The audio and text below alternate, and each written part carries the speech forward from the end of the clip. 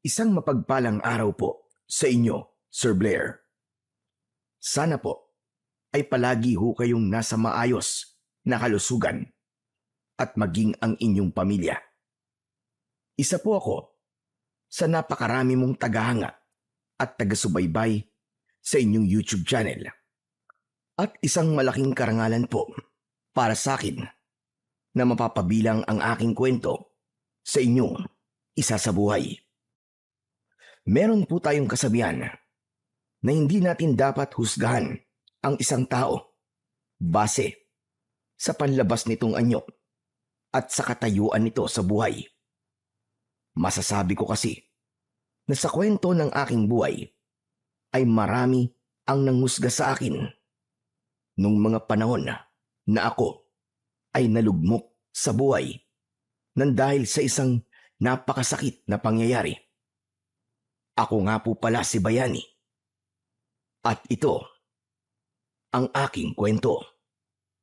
Sa baryo kung saan ako isinilang at lumaki, ay nakilala ko bilang isang mananabas ng aswang. Nakikipaglaban ako sa mga aswang gamit ang sandata, gaya ng itak, nang walang ginagamit na agimat o anting-anting.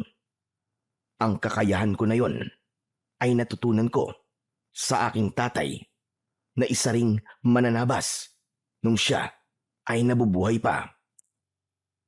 Madalas kasing salakayin ng mga aswang ang aming lugar. Kaya naman, nagpursige akong matutunan ang pakikipaglaban sa aswang, hindi lang para protektahan ang aking sarili, kundi higit ang aming baryo. Nang dahil sa tungkulin ko sa aming baryo, ay isinantabi ko muna ang aking buhay pag-ibig. Pero totoo ngang mahirap kalaban ang puso. Nang nakilala ko si Alena, ay agad akong umibig sa kanya. Naging kasintahan ko siya at nang nagpakasal kami, ay nagkaroon kami ng isang anak. Ngunit sa kasamaang palad, parehas na pinatay ng aswang ang aking mag-ina. Pakiramdam ko ng mga panahong yun ay gumuho ang aking mundo. Nawala ako sa aking sarili at isang gabi ay bigla na lamang akong lumabas ng bahay at naglakad-lakad kung saan-saan ako nakarating, at nang natauhan ako ay hindi ko na alam kung nasang lugar ako. Doon na nagsimulang magbago ng gusto ang aking buhay.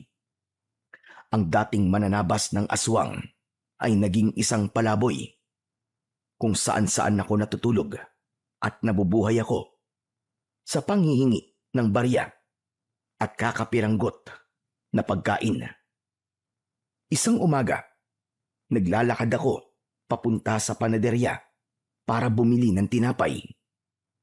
Mula sa napaglimusan ko, may bitbit akong sako na naglalaman ng kung ano-anong bagay na nakukuha ko sa basurahan o kung saan paman. Marumi ang suot kong damit at alam kong hindi na maganda ang amoy ko.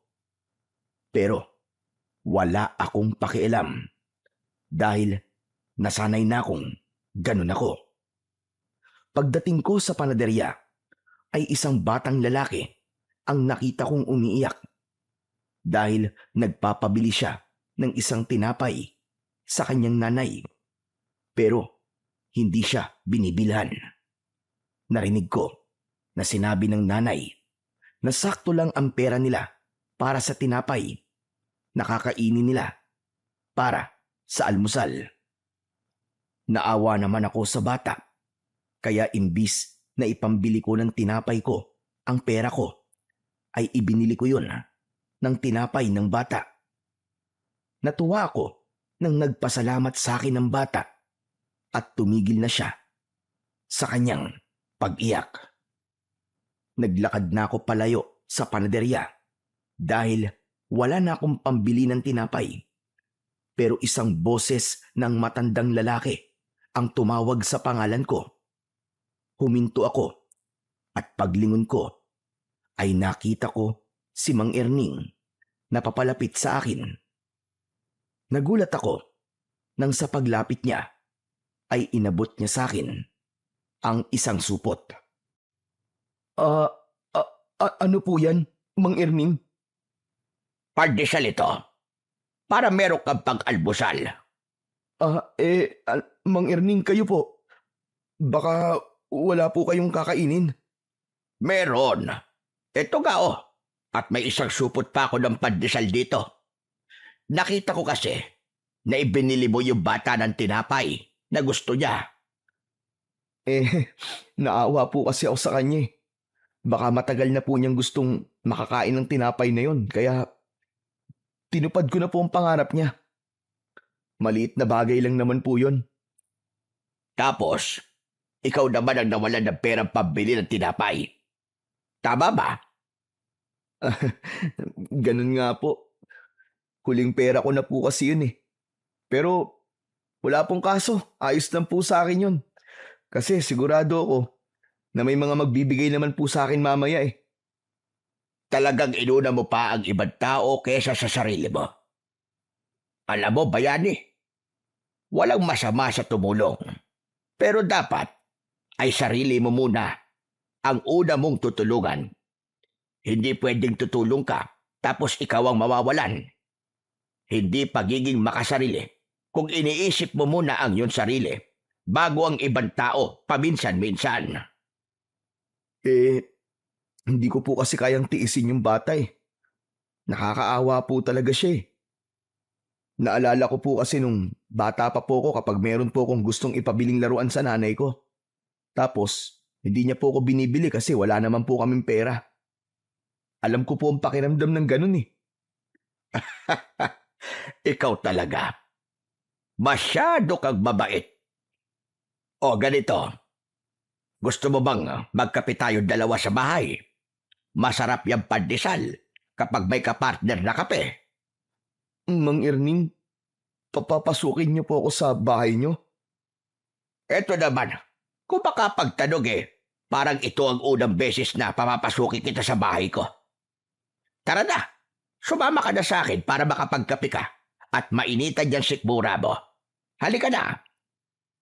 Maraming salamat po, Mang Erning ah. Hindi ko po tatanggihan yan. Ang bait niyo po talaga sa akin. Nakangiting tumango si Mang Erning. At nang naglakad na siya, ay agad akong sumunod sa kanya. Ilang taon na akong nasa baryong yon bilang isang palaboy. At sa lahat ng taong naroon ay si Mang Erning lamang ang nag-iisang nagpakita sa akin ng totoong kabaitan at pagmamalasakit. Marami kasi sa mga tao roon ang ginagawa kong katatawanan dahil sa itsura ko at kalagayan ko sa buhay. May iba na bago ko bigyan ng barya ay pinapasayaw muna ako o hindi kaya ay pinapakanta. Meron ding pinapahirapan muna ako bago ko makuha ang barya na ibibigay nila sa akin. Minsan, itatapon nila sa putikan yung barya para mas lalo kong maging madungis. May isang beses pa nga na inilagay ng isang binata ang piso sa dumi ng hayop at tawa siya ng tawa nang kunin ko yon. Sa madaling salita, napakababa na nga ng tingin ko sa aking sarili ay mas lalo pa nila akong ibinababa. Pero wala naman akong magawa at hindi ako umaalma kasi kailangan ko ng pera para may pambili ng pagkain. Kahit piso ay napakahalaga sa kagaya ko. Kaya kahit nayuyurakan na ang pagkatao ko, ay ginagawa ko ang mga gusto nila. Kaya masasabi ko na kahit paano ay mapalad pa rin ako dahil mabait sa akin si Mang Erning. Sapat na sa akin na merong isang tao ang nagpapakita sa akin ng kabutihan. Hindi nagtagal ay nakarating na kami sa bahay ni Mang Erning. Isa yung maliit na kubo na nakatayo sa malawak na lupa. Sa unahan ay may 2 puno ng mangga, habang sa likod ay ang taniman ng mga gulay. Pinaghugas muna ako ni Mang Erning ng kamay sa batalan bago ako umupo para mag-almusal. Hinayaan niya akong magtimpla ng sarili kong kape at saka kami nagsimula na kumain. Napakasarap talaga ng pandesal at mainit na kape sa umaga. Tama po kayo.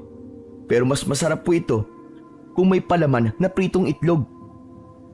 Gusto mo ba bumili ako ng itlog para meron tayong palaman?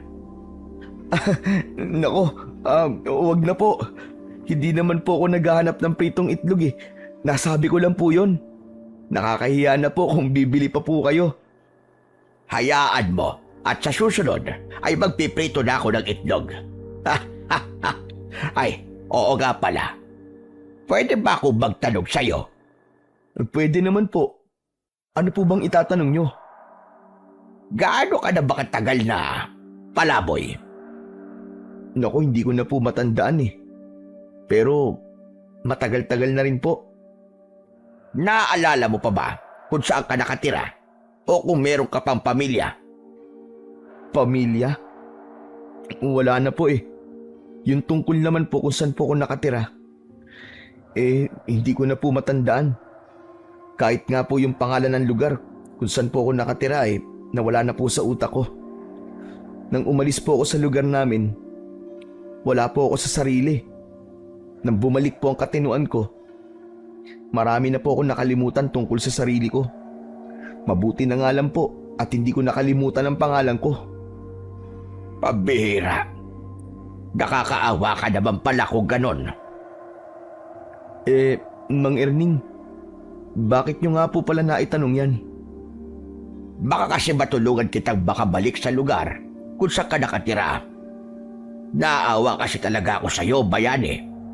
Ramdam ko na mabuti kang tao, kaya dapat lang na ikaw ay tulungan. Maraming salamat po, Mang Erning ah. Kasi po, sa dinami-rami ng tao rito, ay kayo lang po nag-iisang mabait sa akin. Halos lahat po kasi sila. Ginagawa po akong katatawanan at kinukutya ako kasi isa nga po akong palaboy. Para po bang ang iniisip nila na porke palaboy ako ay wala na akong pakiramdam. Tao pa rin naman po ako, nakagaya nila. Ewan ko ba sa mga tao rito? Wala na yatang maisip na mapaglilibangan. Kaya ikaw na ginawa nilang libangan. Kaya bayani, ako nang humihingi ng pasensya sa mga ginagawa sa iyong hindi maganda ng mga kabaryo ko rito. Hindi niyo po kailangan humingi sa akin ng pasensya. Kasi wala naman po kayong ginagawang masama sa akin eh. Kahit na, kung hindi nila kayang humingi ng tawad sa iyo, ay ako na ang gagawa nun. Pero sana ay maisip ng mga tao rito na mali ang ginagawa nila sa iyo. Kung gusto ka nilang bigyan ng barya o pagkain, ay magbigay na lang sila at huwag ka na sana nilang gawing katatawanan. Siguro po, wala na po akong magagawa pagdating po sa bagay na yan. Tinanggap ko na po na ganito talaga ang buhay ko. Hanggang sa mamatay na ako. Huwag ka magsalita ng ganyan. Maniwala ka, may plano ang Diyos sa iyo. Lalo na kung wala ka namang inaargabyadong ibang tao at wala kang ginagawang masama. Teka, nagdadasal ka ba palagi, bayani? Oo naman po. Bago po ako matulog sa gabi, nagdadasal po ako. Mabuti yan. Huwag kang makakalimot sa Panginoong Diyos. Teka, matanong ko lang. Natatandaan mo pa ba ang buhay mo noon sa lugar kung saan ka nakatira? Ano po eh? Hindi na rin po eh. Ay, nako. Mahirap pala talaga ang kalagayan mo. Mukhang mahihirapan talaga tayong alamin kung saan ka nakatira. Napailing na lamang si Mang Erning sa mga nalaman niya tungkol sa akin. Habang ako naman ay isinawsaw ang pandesal sa kape, saka ko yun kinain. Hindi totoo na wala akong natatandaan sa buhay ko dati. Ang totoo, malinaw pa sa aking alaala ang maraming beses na pakikipaglaban ko sa mga aswang. Naaalala ko pa rin ang mga gabing nagbabantay ako sa aming baryo kapag merong gumagalang aswang para masiguro ko ang kaligtasan ng lahat. Ngunit mas pinili kong wag nang sabihin yun kay Mang Erning dahil baka isipin niya na gumagawa lang ako ng kwento o hindi naman kaya ay may maluwag na tornilyo na sa aking ulo. Para sa akin, tapos na ang parting yun ng buhay ko at kailangan ko na yung kalimutan. Matapos naming mag-almusal ay nagpaalam na ako kay Mang Erning. Pero pinigilan niya akong umalis kagad dahil aniya ay meron siyang ibibigay sa akin. Isang plastik na may laman na mga damit ang inabot niya sa akin. O hayan, mga lumang damit ko ang mga yan. Hindi pa sira mga yan ha. Maayos pa ang iba dyan. Hindi ko na galang na isusuot. Kaya mas mabuting mapakinabangan mo na lang. Maraming salamat po, Mang Erning. Itong suot na damit ko na lang po kasi ang meron po ako. Hindi ba binigyan kita noon nung nakaraang buwan na bagong t-shirt? Tsaka short. Nasaan na ba ngayon? Wala na po eh. Ninakaw po sa akin. Aba, sino namang nagnakaw? Hindi ko po alam eh. Natutulog po kasi ako noon tapos nasa tabi ko po yung binigay niyong bagong damit tsaka short. Tapos pagising ko po, wala na. Pinag-interesan po siguro kasi alam po na bago. Pabihirang buhay to. Ang dami talagang lokong tao rito. Alam na nga nilang walang-wala ka na. Ninakawag ka pa. Hayaan mo. At kapag pumaldo ko sa benta ng gulay, ay ibibili kita ulit ng damit sa bayan. Naku, wag na po, Mang Erning. Baka mamaya nakawin lang po ulit sa akin, sayang. Okay na po ako rito sa mga damit po na binigay nyo. Maraming salamat po. Bakit kasi hindi ka nalang tumira rito sa bahay ko? Hindi ba? Dati ko pa yan sinasabi sa'yo. Mag-isa lang naman ako rito eh. Huwag na po, Mang Erning. Mas gusto ko po na mabuhay ng walang inaasahan. Saka, sanay naman na po ako sa labas eh. At hindi ko na po kailangan ng bahay. Ay, dako. Ikaw ang bahalang bata ka. Basta, kung sakaling magbago ang isip mo, ay sabihin mo lang kagad sa akin. Bukas ang bahay ko para sa'yo. Maraming salamat po ulit sa inyo, Mang Erning. Sige po, aalis na po ako. Matapos kong magpaalam kay Mang Erning, ay lumabas na ako ng bahay niya. Habang naglalakad, ay binuksan ko ang plastik at napangiti ako dahil medyo marami ang nakalagay dong damit. Kahit luma na ang mga yon, ay malaking tulong pa rin yun sa akin, lalo na't isang damit na lang ang meron ako. Napakabait talaga ni Mang Erning. Sana ay dumami pa ang mga taong kagaya niya. Mabuti na lang at binigyan niya ako ng mga damit. Dahil nakatutok ang mga mata ko sa mga damit, ay hindi ko napansin ang taong kasalubong ko. Nagulat ako nang bumangga ako sa taong yon. Nabitiwan ko ang plastik at nanlaki ang mga mata ko nang malaman ko na si Donato ang taong nabangga ko. Si Donato ay isang binata na tanod sa baryong yon. Matangkad siya at malaki ang katawan. Brusko ang itsura niya dahil na rin siguro sa makapal niyang bigote. Takot ako sa kanya dahil may isang beses na binugbog niya ako noon. Nahulog kasi ang wallet niya habang naglalakad siya. Pinulot ko yun at sakto naman na lumingon siya. Inakala niya na ninakaw ko yun sa kanya at doon niya na ako binugbog. Simula noon ay naging mainit na ang dugo ni Donato sa akin. Talagang dumikit ka pa sa akin, ha? Ang baho-baho mo. Kakaligo ko pa naman. Pasensya ka na, Donato. Hindi kasi ako tumitingin sa dinadaanan ko eh. Sa tingin mo ba, may magagawa pa yung pasensya mo? Dumikit na yung balat mo sa akin eh. Kadiri! Ang aga-aga, sinisira mo ang umaga ko. Sorry na talaga, Donato. Hindi ko talaga sinasadya. Yumuko ako para kunin ang plastic. Pero bago ko pa yun makuha, ay inunahan na ako ni Donato. Tinignan niya ang laman ng plastic. Saan mo naman kinuha mga damit na ito, ha? Binigay sa akin ni Mang Erning.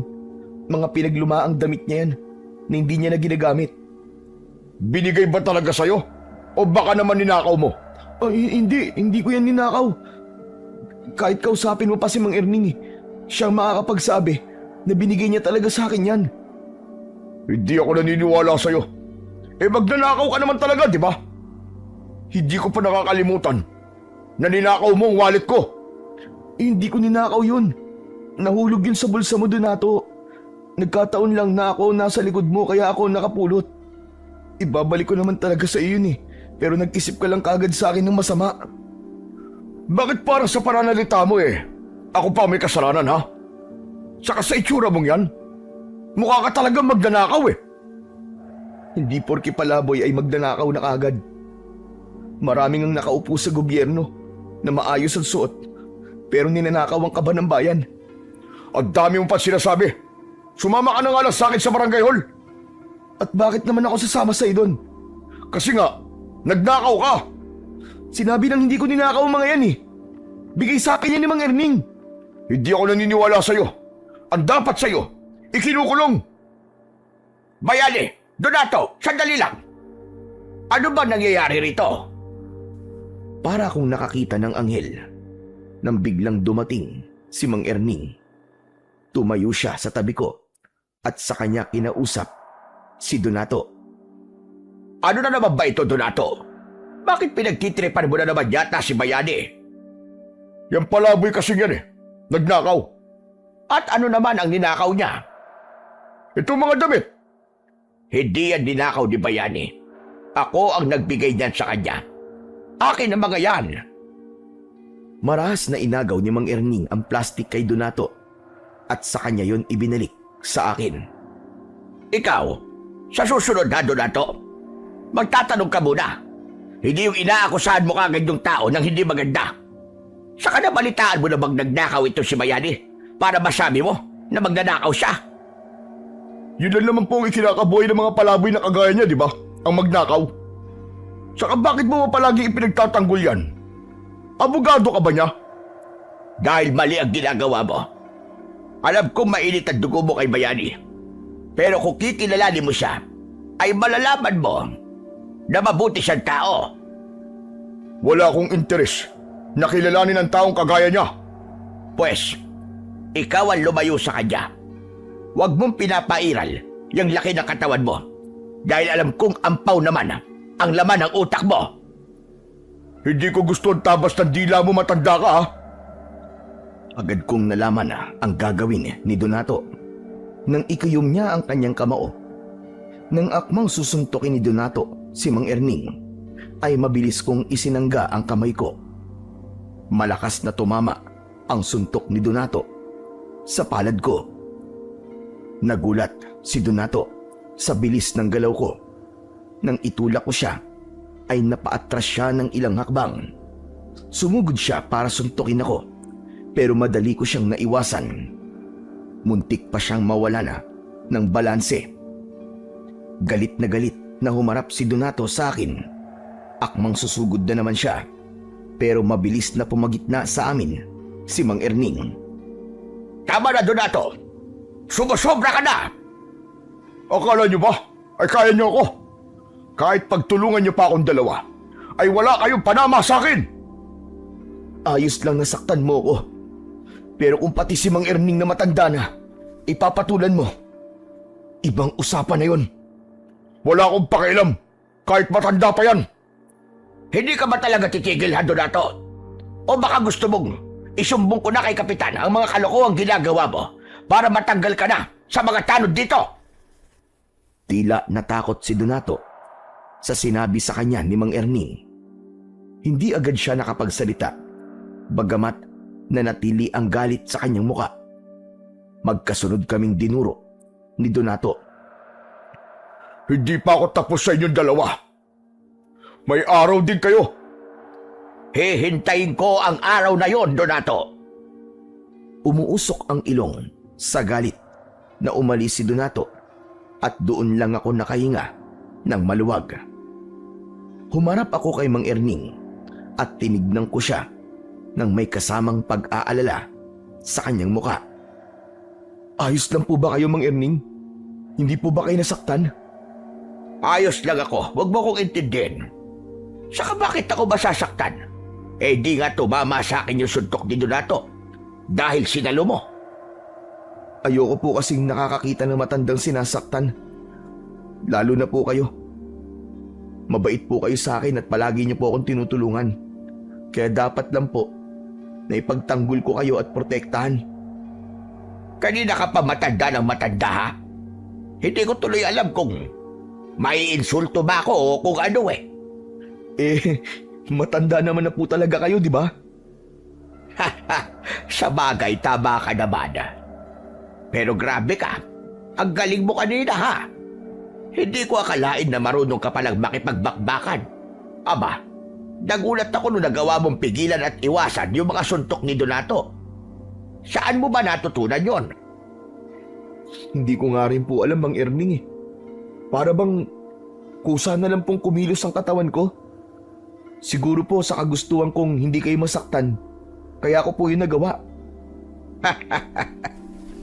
May mga ganyang pangyayari talaga ako, minsan. Halimbawa na lang, hinahabol ka ng aso, tapos bigla mo magagawang talunin yung mataas na bakod. Pero ikaw, iho, ayos ka lang ba? Hindi ka ba nasaktan? Hindi po, Mang Erning. Hindi naman din po ako tinamaan ng suntok ni Donato eh. Mabuti naman. Basta, ikaw na lang ang umiwas kay Donato. At kilala mo yon. Masyadong mahangin ang isang yon. At akala mo ay kung sinong siga rito porque malaki ang kanyang katawan. Ganyan naman po talaga ang ginagawa ko eh. Kaya lang, madalas po ay si Donato ang lumalapit sa akin.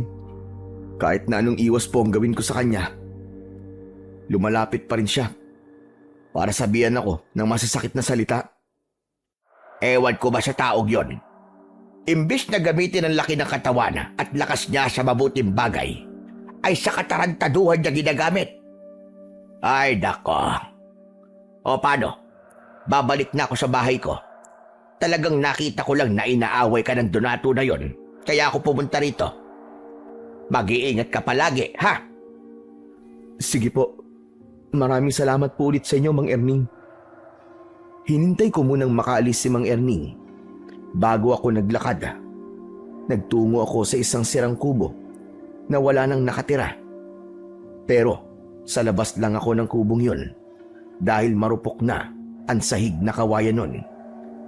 Doon ako nagpalipas ng oras habang tirik pa ang sikat ng araw. Sa aking pag-iisa ay hindi ko naiwasang maalala ang aking mag-ina. Bumalik sa aking isipan ang gabi na natagpuan ko silang walang buhay sa aming bahay.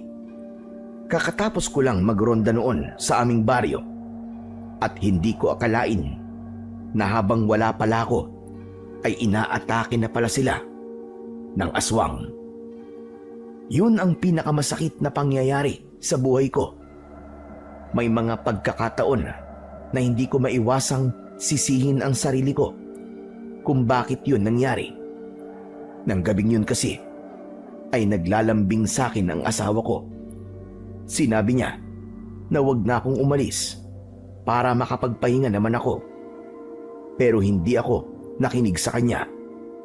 Mas pinili ko pa rin ang tungkulin ko sa gabing yon.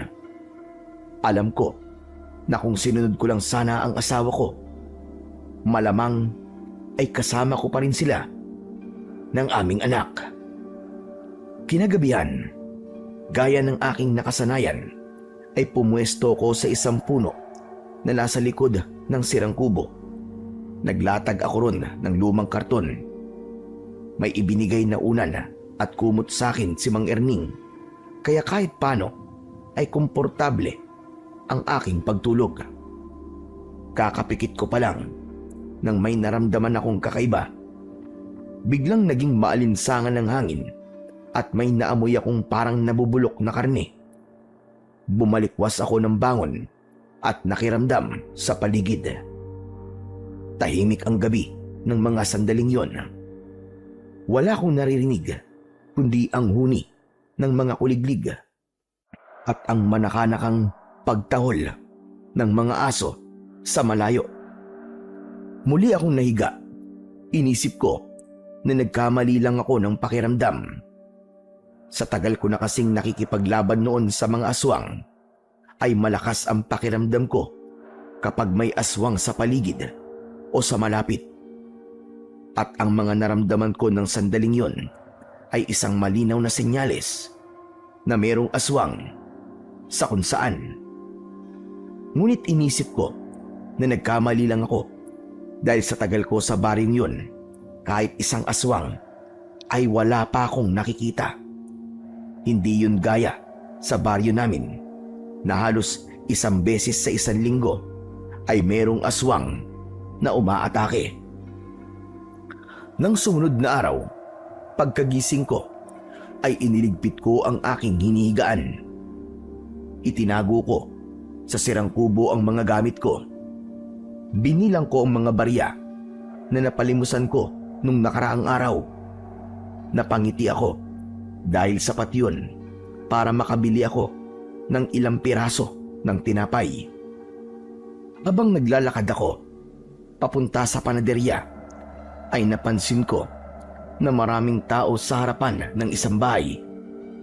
Isang ambulansya ang naroon at may isinakay doon na taong nakahiga sa stretcher. Nakita ko si Mang Erning sa kumpul ng mga taong nakikiusyoso, kaya lumapit ako sa kanya para magtanong. Mang Erning, ano po nangyari? Patay po ba yung isinakay sa ambulansya? Oo, bayani. Si Celia. Ha? Ano po nangyari sa kanya? Ang sabi ng anak niya ay isang manananggal daw ang umatake sa kanila kagabi. Pinuntirya si Celia kasi nga buntis siya. Nakakaawa nga kasi pati walang kabalay-balay na sanggol ay nadamay. Manananggal? Isang aswang? Ganun na nga, bayani. Teka, bakit parang hindi ka rin makapaniwala? Sa bagay, kahit ako ay hindi makapaniwala na merong sasalakay na manananggal dito. Sa tagal ko na naninirahan dito sa baryong ito, gayon lang ito nangyari. Natigilan ako sa narinig ko. Doon ko napagtanto na hindi ako nagkamali sa naramdaman ko kagabi na merong aswang. Bigla akong nakaramdam ng pagsisisi dahil kung pinakinggan ko lang sana ang naramdaman ko kagabi, ay baka nagawa kong iligtas si Celia at ang magiging anak niya.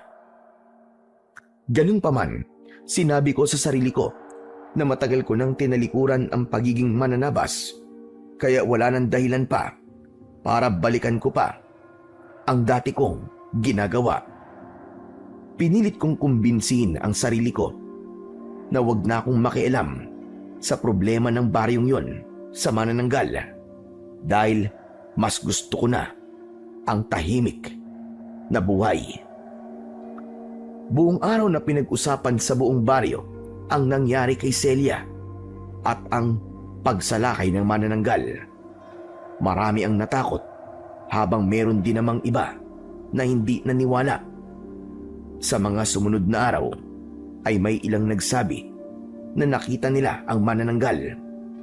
Doon na ako kinabahan dahil may kutob ako na kung walang kikilos ay paniguradong merong susunod na magiging biktima ang manananggal. Pero alam ko na walang maglalakas ng loob para labanan ang manananggal dahil walang kahit isang tao roon na may kakayahan na makipaglaban sa ganung uri ng nilalang. Tanging ako lang ang may eksperyensya pagdating sa ganung bagay. Kaya kahit ayoko nang balikan ang ginagawa ko noon, ay nagdesisyon akong labanan na ang manananggal bago pa siya muling may mabiktima. Ayokong magsisi dahil wala akong ginawa kahit meron naman akong kakayahang tumulong. Kaya isang hapon ay kumuha ako ng kawayan. Gamit ang patalim ay matyaga kong nilagyan ng patulis ang dulo ng kawayan. Habang ginagawa ko yon sa likod ng sirang kubo, ay bigla namang dumating si Mang Erning. Meron siyang dalang plastic container na halatang pagkain ang laman. Mang Erning, nakakagulat naman po kayo. Kayo lang po pala. Akala ko po kung sino na eh. Nagluto kasi ako ng ginataang langka. Dinalhan kita para hindi ka na mamroblema sa hapunan mo. May kanin na rin itong kasama. Naku, maraming salamat po. Nag-abala pa po kayo. Pero sakto po ang dating nyo kasi sa totoo lang po iniisip ko nga na matutulog na lang po ako ng gutom mamaya kasi wala po ako na pagpalimusan sa maghapon eh. Tamang-tama pala na naisipan kong dalhan ka ng pagkain. Ano pala yung ginagawa mo? Bakit parang gumagawa ka yata ng sibat? Tama po kayo, sibat nga po ito. Para saan ba yan? Hindi po ba merong manananggal na gumagala rito sa gabi? Baka bigla po akong atakihin para meron po akong magagamit na panlaban sa kanya. Ikaw naman kasi. Bakit pa hindi ka na lamang pumayag na tumira ka doon sa bahay ko? Mas ligtas ka ron kaysa dito ka natutulog sa labas. Huwag na po, Mang Erning. Sanay naman na po ako sa ganitong buhay. Huwag po kayo mag-alala kasi kaya ko naman po ang sarili ko. Ay nako, ikaw ang bahala. Pero grabe talaga yung ginawa ng manananggal na yun kay Celia. Hanggang ngayon, ay di ko pa rin makalimutan yung bangkay ni Celia. At kung minsan ay napapanaginipan ko pa nga, nagtataka talaga ako kung bakit biglang nagkaroon ng ganong nilalang dito sa atin. Minsan po kasi ay naghahanap talaga ang mga aswang ng ganitong liblib na lugar para sa lakayin nila.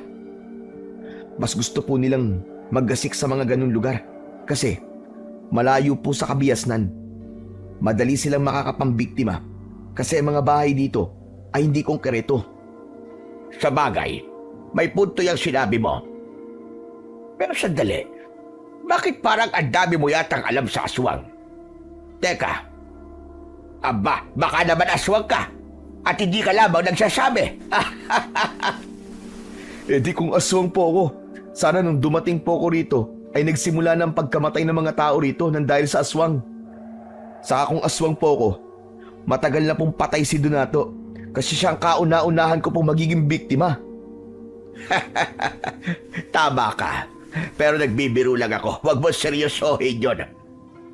Pero Bayani, bakit nga parang ang dami mong alam tungkol sa aswang? Parang sigurado ka sa mga sinasabi mo Ano lang po yun? Base lang po sa mga narinig ko nun sa sinasabi po ng mga matatanda sa lugar namin. Malaki po kasi ang paniniwala ng mga tao ron sa mga aswang-aswang po. Kaya kung tutusin, ay hindi na bago sa akin yung nangyayari ngayon dito. Kaya naman pala. Pero kung ako ang tatanungin, noon pa man, ay naniniwala na rin ako sa mga ganong nilalang. Doon kasi sa probinsya, kung saan ako ipinanganak at lumaki, ay madalas din ako makarinig ng kwento tungkol sa mga aswang-aswang na yan. Pero kung itatanong mo, kung nakakita na ako ng aswang sa personal, ay hindi pa. Ikaw ba? Nakakita ka na ba ng totoong aswang? Hindi pa po. Sa kwento-kwento ko lang din po nalaman ng tungkol sa kanila. Saka kapag madilim na po, hindi na po ako pinapalabas nun kasi nga ang palagi nilang sinasabi ay kukunin o papatayin daw ako ng aswang. Nako, Napapahaba na pala ang kwentuhan natin dalawa. O siya, sige, ako'y uuwi na. At baka maabutan pa ako ng dilim sa daan. Mahirap na. Baka ako pa ang sunod na mapatay ng pestig manananggal na yon. O sige na, bayani. Sige po. Mag-iingat po kayo, Mang Erning. Salamat po dito sa dala nyo. Walang anuman. Pero ikaw ang dapat na mag-ingat. Dahil ikaw ang natutulog dito sa labas. Kaya ko po ang sarili ko, Mang Erning. Sigurado ka ba na ayaw mo sa bahay ko muna tumuloy? Kahit habang hindi pa tayo sigurado. Kung hindi nasasala kayo manananggal. Ayos na po ako dito. Huwag po kayo mag-alala sa akin. O siya, ikaw ang bahala. Pero kung sakaling atakihin ka ng manananggal, ay tumakbo ka kagad sa bahay ko, ha? O sige na, aalis na ako. Ngumiti ako kay Mang Erning bago siya umalis. Nang wala na siya, ay ipinagpatuloy ko ang aking ginagawa. Sa tingin ko naman, ay hindi nakahalata si Mang Erning na malawak ang kaalaman ko sa mga aswang at may kasanayan ako sa pakikipaglaban sa ganung uri ng nilalang. Pero may naramdaman pa rin akong konting sundot ng konsensya dahil kinailangan kong magsinungaling kay Mang Erning. Pagsapit ng gabi ay hindi muna ako natulog. Nakaupo lang ako sa ilalim ng puno habang mahigpit kong hawak ang kawayan na ginawa kong sibat. Nakikiramdam ako sa paligid para kung sakaling dumating ang manananggal ay agad kong malalaman. Wala na akong pagdadalawang isip kung dapat ko bang labanan ng aswang. Buo na ang loob ko na paslangin ang nilalang na yon para hindi na siya makapangbiktima pa. Maya-maya ay naging maalinsangan ang paligid. May narinig akong huni ng ibon sa malayo na sinabayan ng tunog ng pagaspas ng pakpak. Hindi nagtagal ay nawala ang ingay na yon, pero ramdam kong malapit lang sa kinaroroonan ko ang aswang na manananggal. Napapitlag ako nang may pumatak na malagkit na likido sa braso ko. Marahan akong tumingala at nanlaki ang mga mata ko nang malaman kong nakadapo sa itaas ng puno ang manananggal. Malakas ang paghinga niya at nanlilisik ang kanyang mga mata habang nakatingin sa akin. Ang pumatak na likido sa braso ko ay malinaw na laway ng manananggal. Hindi ako nagpakita ng takot. Pakiramdam ko ay hindi ako matagal na hindi nakipaglaban sa mga ganong klase ng nilalang. Mabilis na nabuhay ang dugong mananabas ng aswang sa aking ugat. Tumayo ako at mahigpit kong hinawakan ang aking sibat. Diablong buwang ka! Hindi ako natatakot sa'yo! Kayang-kaya kitang patayin! Kaya kung gusto mo bang mabuhay, ay umalis ka na rito! At huwag ka nang babalik dito kahit kailan! Tila mas lalong nagalit ang manananggal sa sinabi ko. Lumipad siya pa itaas at nagpaikot-ikot siya sa itaas ko. Hindi nagtagal ay lumipad siya patungo sa dulong bahagi ng baryo. Sinundan ko ang manananggal. Hindi ko inalis ang tingin ko sa kanya dahil hindi siya maaaring mawala sa aking paningin. Desidido na akong patayin siya sa gabing yon. Pagdating ko sa masukal na bahagi ng baryo, ay hindi ko maintindihan kung bakit biglang nawala ang manananggal. Tumingin ako sa paligid, pero hindi ko alam kung saan siya nagpunta. Anak ng teteng, sa kaya nagpunta ang manananggal na yun. Pero nararamdaman ko pa rin siya, kaya sigurado ako nasa paligid lang siya. Tumigil ako sa paghahanap sa kinaroroonan ng manananggal. Pumikit ako at mas nilakasan ko ang aking pakiramdam. Mas naging matalas ang aking pandinig. At lahat ng kaluskos sa paligid ko ay naririnig ko. Isa yon sa mga taktika ko kapag nagtatago ang kalaban kong aswang. Ibinukas ko ang mga mata ko nang naramdaman ko kung nasaan ang manananggal. Agad akong pumaling sa kaliwa at malakas kong pinakawalan ang dala kong sibat. Hindi ako nagkamali dahil mula sa direksyon na yon ay pasugod na sa akin ang manananggal. Bumaon ng sibat sa dibdib ng manananggal. Bumagsak siya sa lupa at para siyang bolang nagpagulong-gulong. Hindi ko na siya binigyan ng pagkakataon na makalipad ulit. Tumakbo ko papunta sa kanya at hinugot ko ang sibat at buong lakas ko yung itinarak sa gitna ng kanyang noo. Umawang ang bibig ng manananggal at nanlaki ang kanyang mga mata. Nalagutan siya ng hininga habang nakadilat ang kanyang mga mata na parabang hindi siya makapaniwala sa mabilis na kamatayan na sinapit niya sa akin. Anak ka ng teteng! Ang dali mo namang patayin!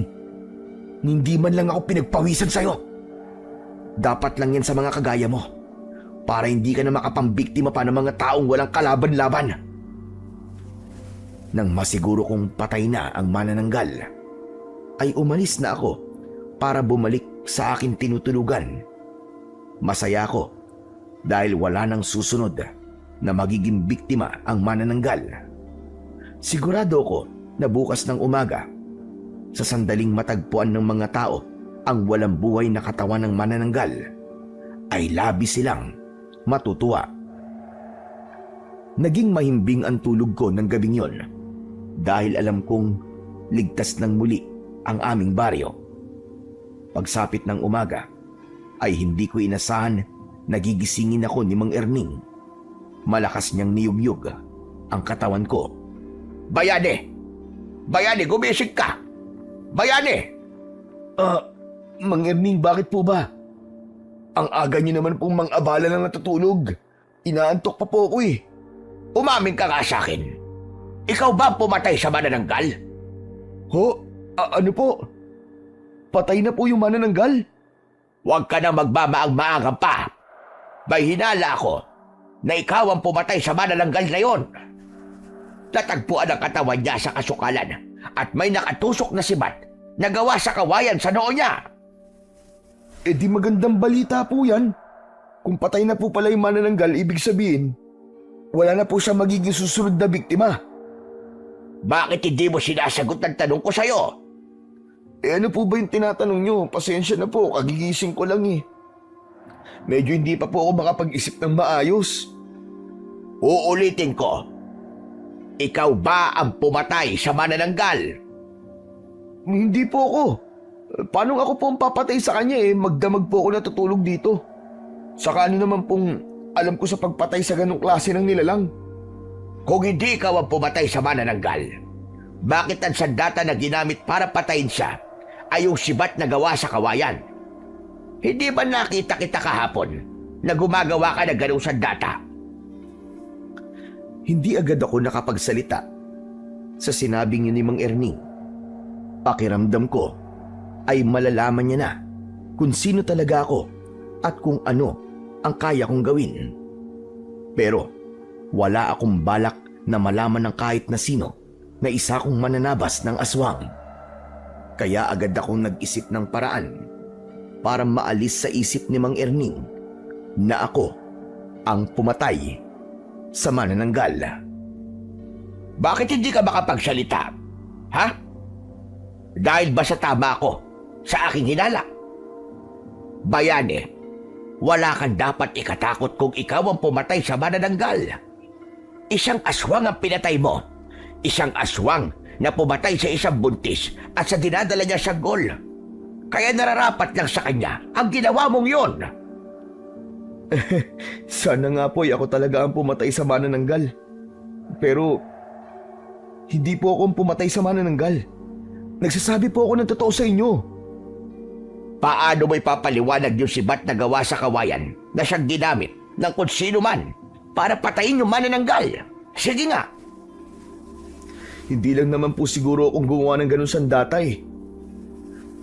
Tsaka syempre, Alam po ng lahat na may manananggal dito kaya marami po ang gagawa ng sibat para gamitin po na panlaban sa manananggal.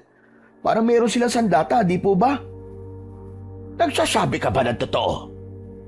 Oo naman po, Mang Erning. Hindi ko po kaya magsinungaling sa inyo. Maniwala po kayo sa akin.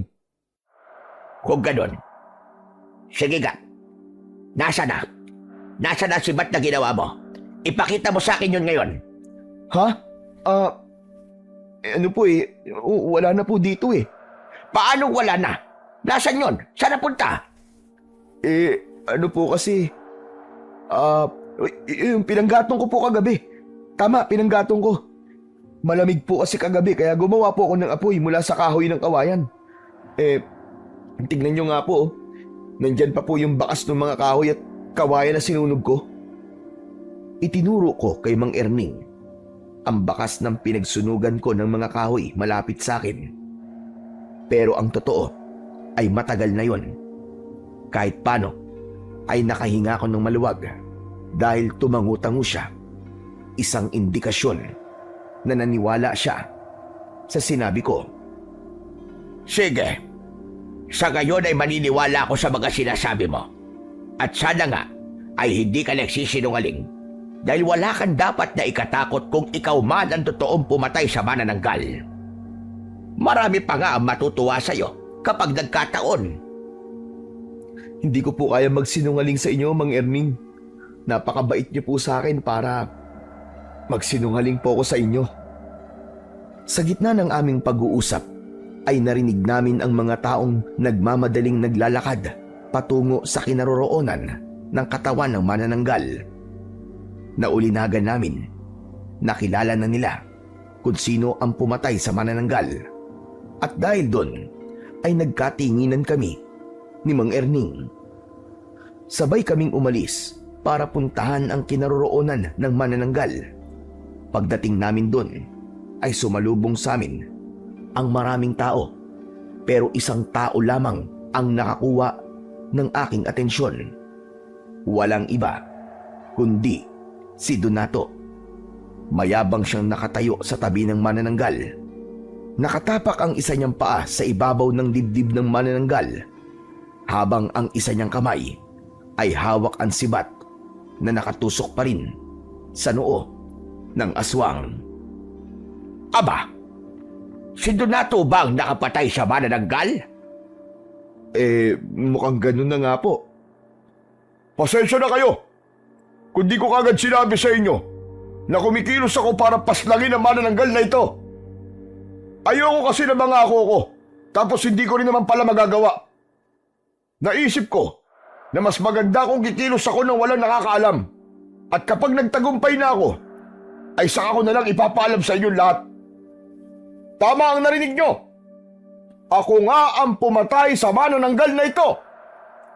Kaya simula sa araw na ito, ay hindi nyo na kailangan matakot pa. Makakabalik na tayong lahat sa normal nating mga buhay. Malakas na nagpalakpakan ang mga tao dahil sa labis na tuwa matapos magsalita ni Donato. Marami ang pumuri sa kanya at nakita ko ang yabang sa kanyang muka. Maraming salamat sa mga papuri ninyo. Pero kailangan ko muna magpahinga. Hindi naging madali ang pakikipaglaban ko sa manananggal. Kaya hayaan nyo akong makabawi ng lakas. Kapag nakapagpahinga na ako, ay sasagutin ko ang lahat ng mga tanong nyo. Sa ngayon ay uuwi na muna ako sa bahay ko at sana bigyan nyo ako ng ilang araw na pagpapahinga. Kahit alam kong gusto nyo ako makausap dahil humahanga kayong lahat sa aking kagitigan. Nakangising kumaway si Donato sa mga tao bago siya naglakad palayo. Hindi ko alam ang mararamdaman ko sa pag-ako ni Donato na siya ang pumaslang sa manananggal. Kahit nakilala ko na mayabang siya, ay hindi ko naisip na kaya niyang akuin ang isang bagay na alam naman niya sa kanyang sarili na hindi naman siya ang gumawa. Ngunit ganun pa man, inisip ko ang magandang naidulot nun sa akin at yun ay ang hindi na magdududa pa si Mang Erning. na hindi ako nagsasabi ng totoo sa kanya. Isa pa, ayoko rin talagang may makaalam na isa akong mananabas ng aswang dahil panigurado na kung sakaling may mga aswang pa na sasalakay sa baring yun ay ako na palagi ang aasahan nila. Ayoko na ng ganong responsibilidad, lalo na't yun ang naging dahilan ng pagkamatay ng aking asawa at anak. Nang dahil sa mga aswang na pinatay ko, ay pinuntirya ng ibang aswang ang aking mga mahal sa buhay para makaganti sila sa akin. Ngunit tila hindi kumbinsido si Mang Erning na si Donato ang pumatay sa manananggal. Nagulat ako nang sundan niya si Donato. Sa takot ko na baka may gawin na hindi maganda si Donato kay Mang Erning, ay sumunod ako sa kanya. Humarang si Mang Erning sa harapan ni Donato. Donato, sandali. Mag-usap nga tayo dalawa. Mahina na bang pagdinig mo, ha, tanda? Hindi bang sabi ko ay ayoko munang abalahin niyo ako? Hindi mo ba kayang pagbigyan ng hiling ko kapalit ng pagpatay ko sa manananggal? Ang sabi ko, kailangan ko ng pahinga. Sigurado ka bang ikaw ang pumatay sa manananggal? O isa lang ito sa mga kasinungalingan mo? Magpasalamat ka dahil magandang mood ko ngayong umaga. Dahil kung hindi, kanina pa dumugo yung nguso mo dahil sa sinabi mo sa akin. At talaga nakuha mo pa akong pagdudahan, ha? Kaysa magpasalamat ka sa kabayanihang ginawa ko. Saka lang ako magpapasalamat sa iyo kapag nasiguro ko na ikaw nga talaga ang pumatay sa manananggal. Malinaw na wala kang ebidensya na ikaw nga ang may gawa nun.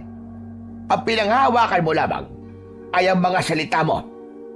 Kahit sino ay pwedeng gawin yon. Kahit ako ay kaya kong sabihin na ako ang pumatay sa manananggal. Walas, teka. Natawa naman ako sa sinasabi mo, tanda. Sa tingin mo ba ay merong maniniwala sa'yo kapag sinabi mong ikaw ang pumatay sa manananggal?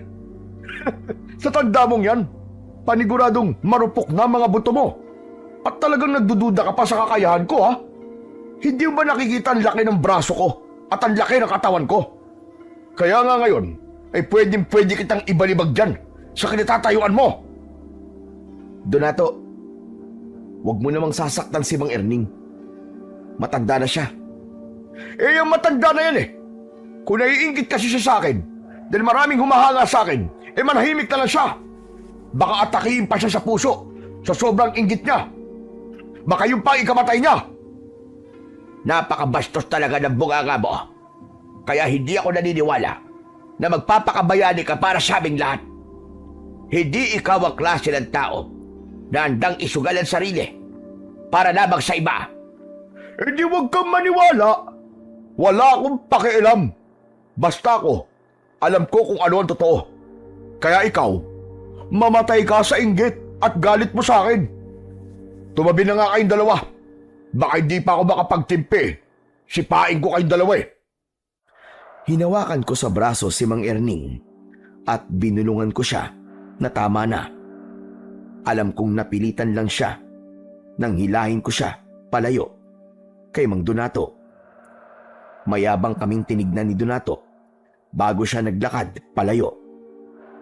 Hindi ko pa rin binitiwan si Mang Erning dahil baka biglang sundan na naman niya si Donato. Saka ko lang pinakawalan ang braso niya nang nawala na si Donato sa aming paningin. Napakayabang talaga ng Donato na yon. Akala mo ay kung sinong malakas. Ha!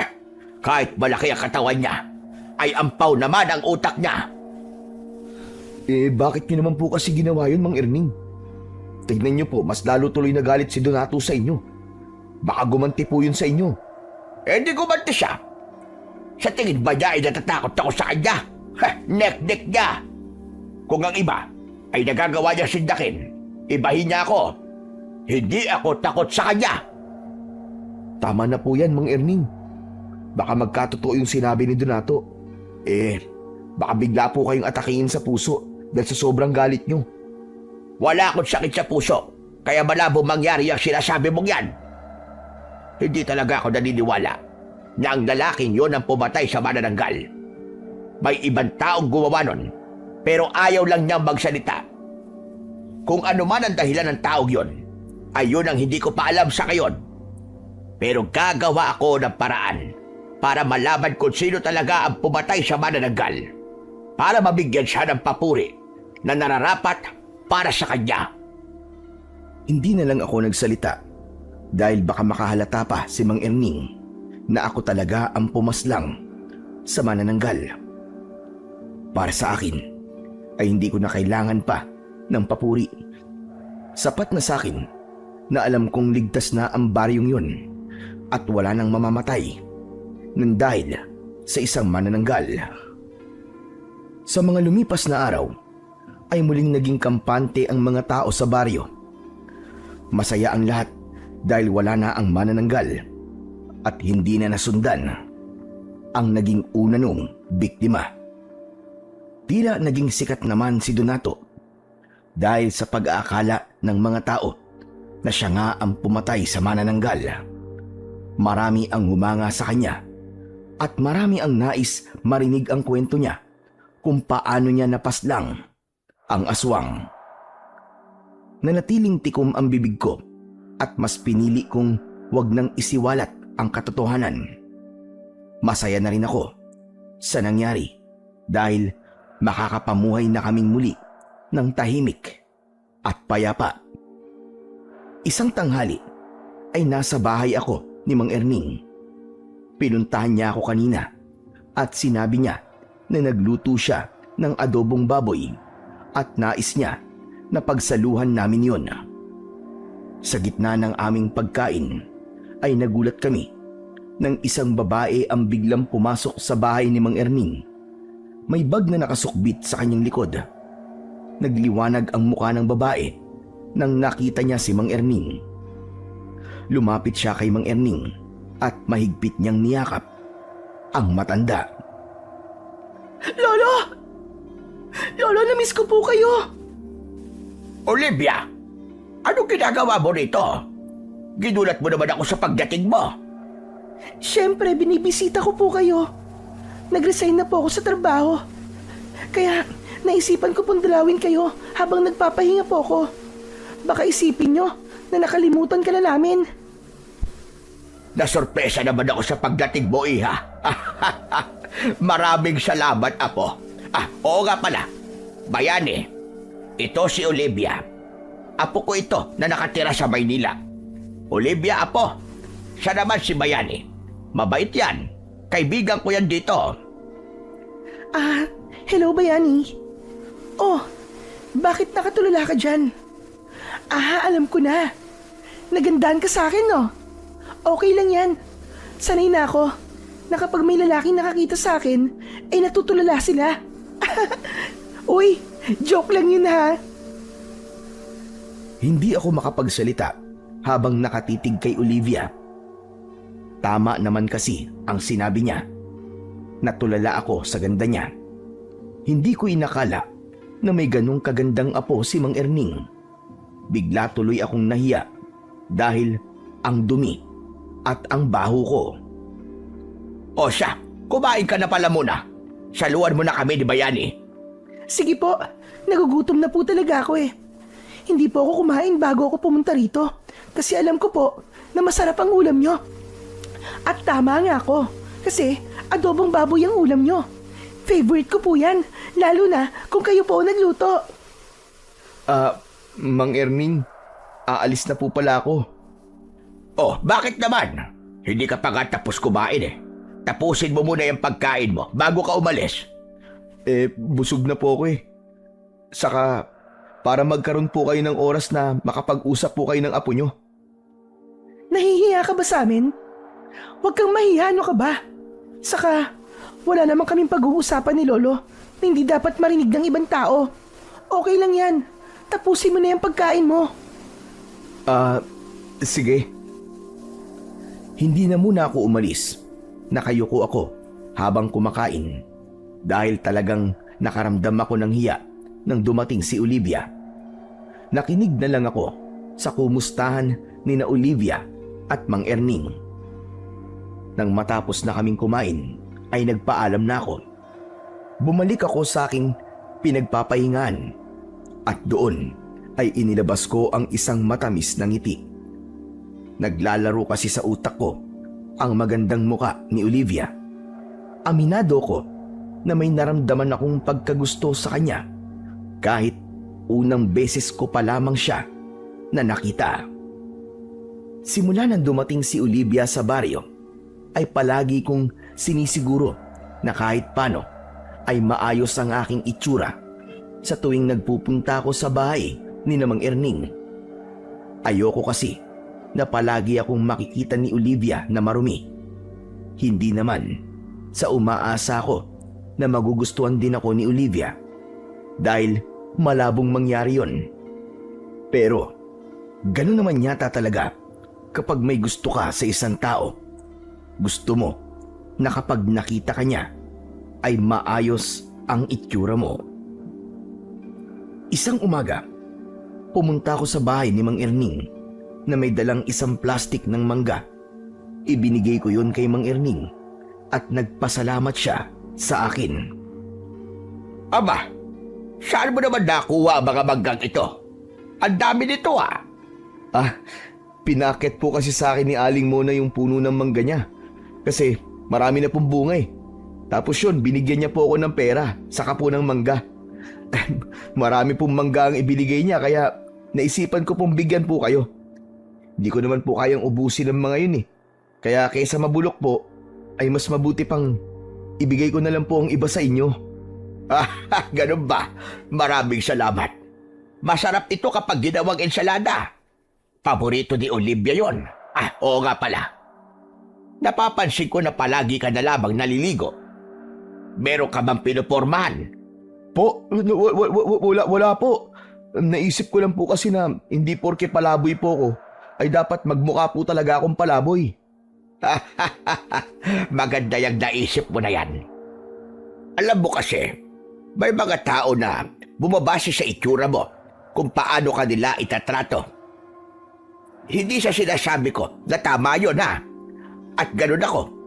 Pero, yung kasi ang masakit na katotohanan ng buhay. Tama naman po kayo sa sinabi nyo. Pero alam ko po na hindi kayo ganong klase ng tao. Kasi nung una pa lang po, ay maganda na po ang trato nyo sa akin. Naputol ang pag-uusap namin ni Mang Erning nang makita namin si Olivia na paparating. Nagulat ako kasi kasama niya si Donato. Nang nasa tapat na sila ng bakuran ni Mang Erning, ay inabot ni Donato kay Olivia ang bayong saka siya umalis. Nakangiting lumapit sa amin si Olivia. Lo, nabili ko po lahat ng pinapabili niyo po sa akin sa talipapa. Makakapagluto na po kayo mamaya ng laing. Tapos, pinakayod ko na rin po yung nyog kasi baka manakit pa po ang likod nyo kung kayo po ang gagawa nun. Teka. Bakit pala kasama mo si Donato? Nagkakilala po kami kanina sa may talipapa. Mukhang mabait naman po eh. Kasi tinulungan pa nga po niya akong tumawad sa mga tindera. Saka, mukhang sikat po siya rito, no? Totoo po ba yung sinabi ni Donato na meron daw siyang pinatay na manananggal dito? Grabe! Hindi ko po akalain na totoo pala ang manananggal. Yun ay sabi lang niya. Pero, wala naman siyang ebidensya na siya nga talaga ang pumatay sa manananggal. Saka ikaw nga huwag ka nakikipag-usap sa lalaking yon. Ho? Bakit naman po? Napakayabang na tao ng Donato na yon. At isa pa, galit ako sa kanya dahil ilang beses niya na akong muntik na saktan. May isang beses pa nga na susuntokin niya sana ako, pero mabuti na lang at naroon si Bayani. Hindi niya hinayaan na masaktan ako ni Donato. Kaya huwag kang lalapit sa lalaking yon dahil malinaw na may gusto yun sa'yo. Hindi ako papayag na ganong klase ng lalaki ang magiging nobyo mo. Mas gusto ko pang maging kasintahan mo itong si Bayani dahil sigurado ko na mabuting tao yan. Wala naman po akong balak na ligawan po si Olivia, Mang Erning. Talagang dinamay niyo pa po ako. Nasabi ko lang naman yon. Kasi kumpara naman talaga kay Donato, ay mas mabuting tao ka sa kanya. Ganun po ba? Sorry, Lo ha. Hindi ko kasi alam na masama pala ugali ng lalaking yun. Nung nagpakilala kasi siya sa akin, ang bait-bait niya. Pero parang mayabang nga po. Kasi kahit hindi ko naman po tinatanong, ay binanggit niya po sa akin na meron nga po siyang pinatay na manananggal. At ang sabi pa po niya, ay kilalang kilala po siya sa baryong to dahil po sa bagay na yon. Oh, nakita mo na.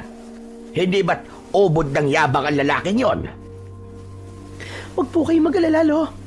Hindi ko na po kakausapin pang muli si Donato.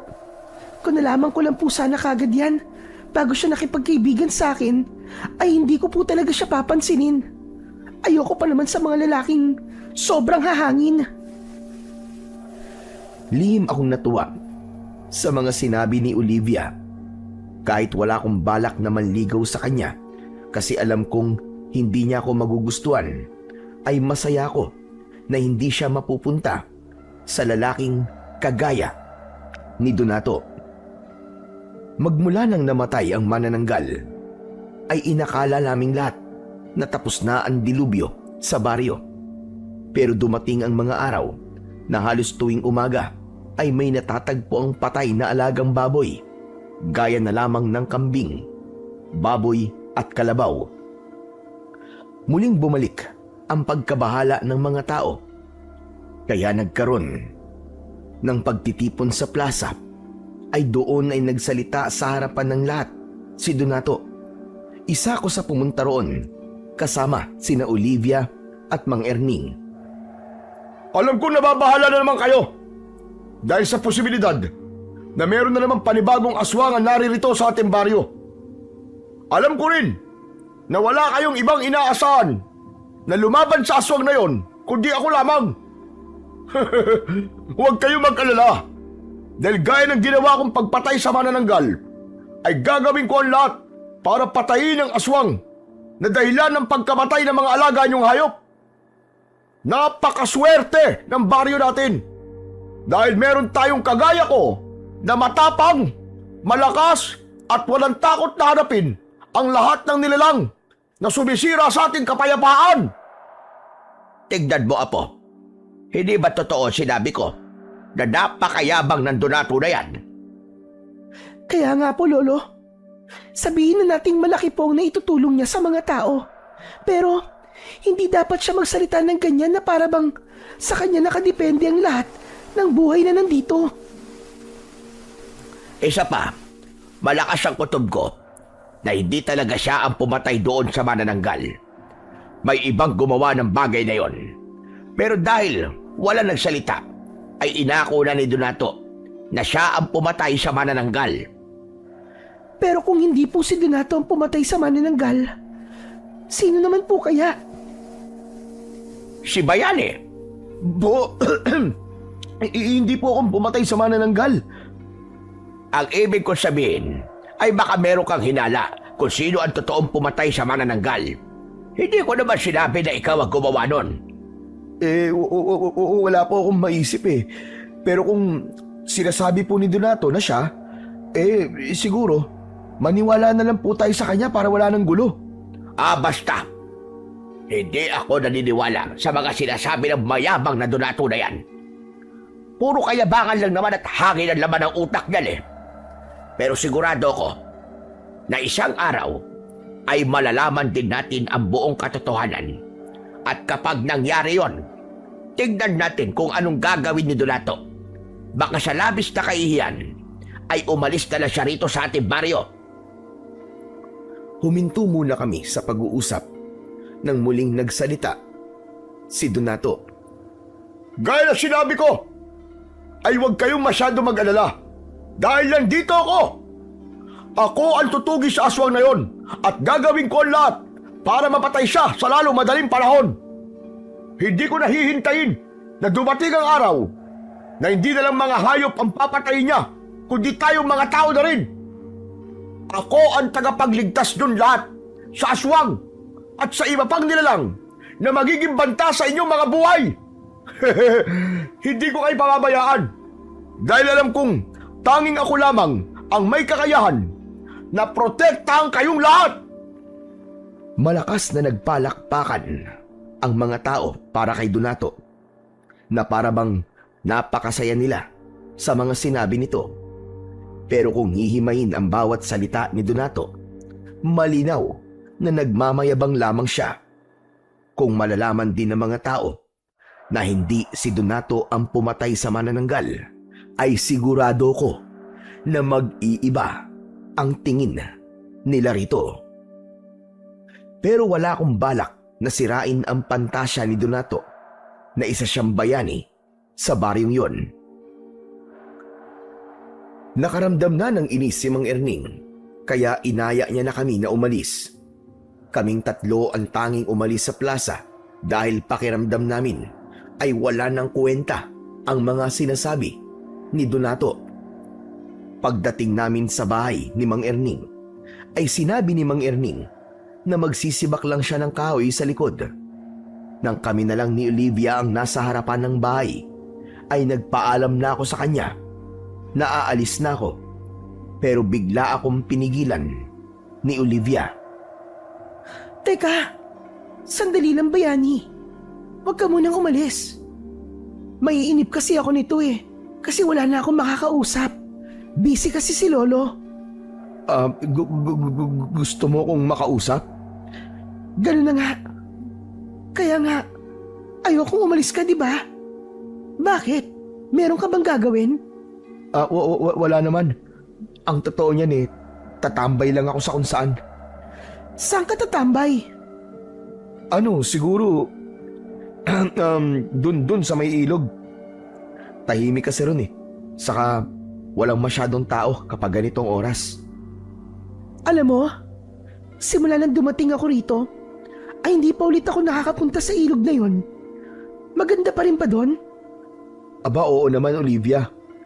Malinis pa rin ang tubig doon kasi inalagaan nyo ng mga tao rito eh. Malaki kasi ang pakinabang ng ilog na yon sa aming lahat. Eh di, doon na lang tayo tumambay. Sasama na lang ako sa'yo. Talaga? Gusto mo akong makasama at makausap? Oo naman. Bakit ba parang ayaw mo maniwala? Eh si Lolo na mismo ang nagsabi na mabait at mapagkakatiwalaan ka. Kaya tara na. Hindi ako makapaniwala na makakasama ko si Olivia sa isang lugar. Magkasama kaming nagpunta ni Olivia sa ilog. Labis ang tuwa ni Olivia nang makita niya na totoo ang sinabi ko na malinis pa rin ang ilog, at sinabi pa niya na sa susunod na araw ay gusto niyang maligo roon. Umupo siya sa malapad na bato sa tabi ng ilog. Oh, anong ginagawa mo dyan? Bakit nakatayo ka lang? Halika rito. Umupo ka rito sa tabi ko. Huwag na, nakakahiya eh. Ang baho at saka ang dumi ko. Ano ka ba? Ayos lang yan. Umupo ka na rin dito para makapag-usap tayo ng maayos. Sige, ikaw ang bahala. Nag-aalinlangan akong umupo sa tabi ni Olivia. Hindi pa rin ako makapaniwala na napakalapit namin sa isa't isa. Grabe na talaga nangyayari dito, no? Alam mo, sa totoo lang, 3 araw lang dapat ako rito eh. Pero, hindi ko kasi kayang iwanan si Lolo Erning nang mag-isa rito habang may aswang na sumasalakay sa lugar na to. Ang bait mo naman. Akala ko nga aalis ka na kagad nung nalaman mong may aswang na rito ngayon eh. Hindi no. Ayokong umalis dito tapos mag-iisip ako sa lagay ni Lolo. Pero, curious talaga ako kung sino yung totoong pumatay sa manananggal. Ang sabi kasi ni Lolo ay sigurado siyang hindi si Donato ang may gawa nun. Inako lang daw ni Donato na siya ang pumatay sa manananggal para makapagyabang siya. Kahit ako gustong malaman kung sino ang taong yun. Pero ang swerte naman ni Mang Erning kasi meron siyang apo na kagaya mo. Kung sa iba kasi, baka mas inuna nila ang sarili nilang kaligtasan. Alam mo, Bayani, mabait kasi sa amin si Lolo Erning. Saka, ang laki din ang naitulong niya sa akin na nag-aaral pa lamang ako. Kung hindi dahil sa kanya, hindi ako makakapagtapos ng kurso ko. Hindi sana ako naging nurse ngayon.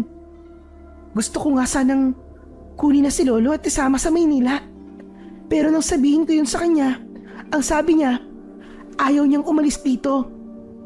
Pero sa tingin mo ba, kung hindi si Donato ang pumatay sa manananggal, sino kaya ang totoong pumatay doon?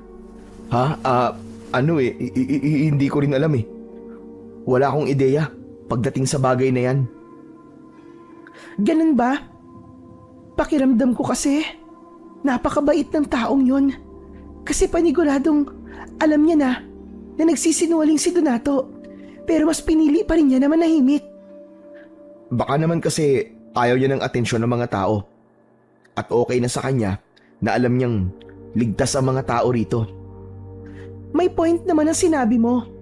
Pero sandali nga, kung makapagsalita ka, parang alam na alam mo yung nararamdaman ng totoong pumatay sa manananggal ah. Ha? Hindi naman sa ganun. Iniisip ko kasi na kung ako yung taong yun, ay ganun na magiging rason ko kung bakit ayoko malaman ng mga tao na ako ang pumatay dun sa manananggal. Sa gitna ng pag-uusap namin ni Olivia, ay nagulat kami nang biglang dumating si Donato. Mahigpit na hinawakan ni Donato ang braso ko at hinila niya ako patayo. Sa bilis ng pangyayari ay hindi ko nagawang iwasan ang pagdapo ng kamao ni Donato sa aking muka. Napaupo ako sa lupa at agad akong nilapitan ni Olivia. Aatakihin sana ulit ako ni Donato, kaya agad na sumigaw si Olivia. Ano bang ginagawa mo? Bakit sinasaktan mo si Bayani? Ginugulo ka ba ng palaboy na yan, ha? May ginagawa ba siyang masama sa'yo? Wala siyang ginagawang masama sa akin. Ganyan ka ba talaga ha?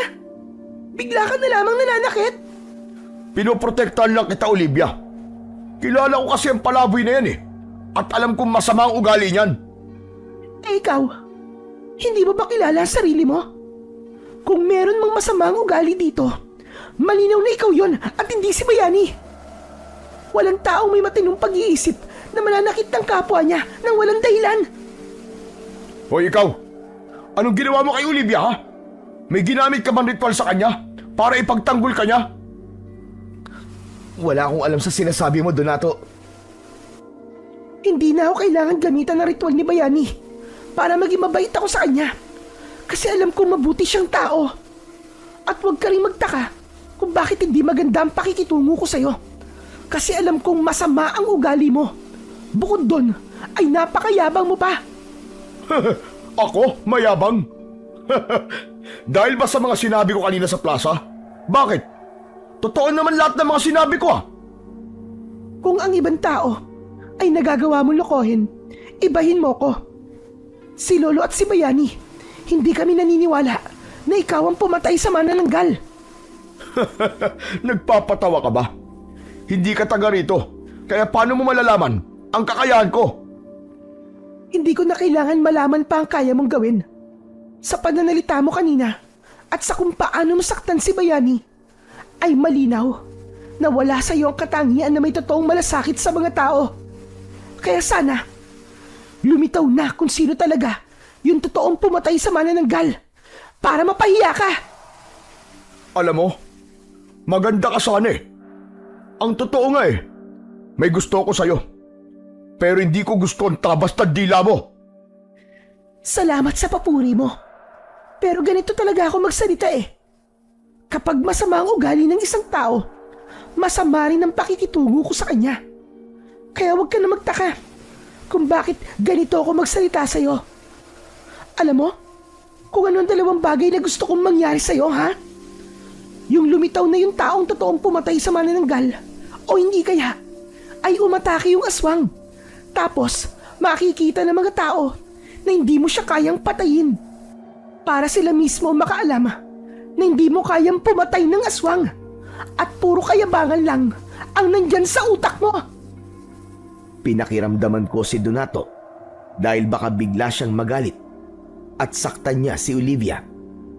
Tumiim ang bagang ni Donato na para bang pinipigilan niyang sumabog ang galit niya. Hindi nagtagal ay tumalikod na siya at nagmamadaling naglakad palayo. Marahan akong tumayo at nang humarap sa akin si Olivia ay bumakas ang pag-aalala sa mukha niya. Pumutok ang labi mo. May dugo ka. Teka, may dala akong first aid kit. Umuwi muna tayo para magamot ko yung sugat mo. Sa dumi ng kamay ng Donato na yon, hindi malabong maimpeksyon yan kapag hindi nalinisan. Huwag na Olivia, ayos lang ako. Pero dapat hindi mo na sinabihan ng ganun si Donato. Baka kasi ikaw naman ang pag-initan niya ngayon. Hindi ako natatakot sa kanya, no? Saka, maganda na rin na paminsan-minsan ay sinasampal ng katotohanan ng ganong klase ng tao. Tara na. Sumama ka na sa akin sa bahay at gagamutin ko yung sugat mo. Huwag ka nang tumanggi, ha? Dahil ako magagalit sa'yo. Sige ka. Wala na akong nagawa, kundi ang sumunod kay Olivia.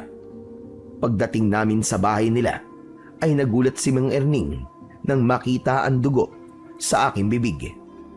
Si Olivia na ang nagkwento kay Mang Erning ng lahat. Kaya galit na naman siya kay Donato.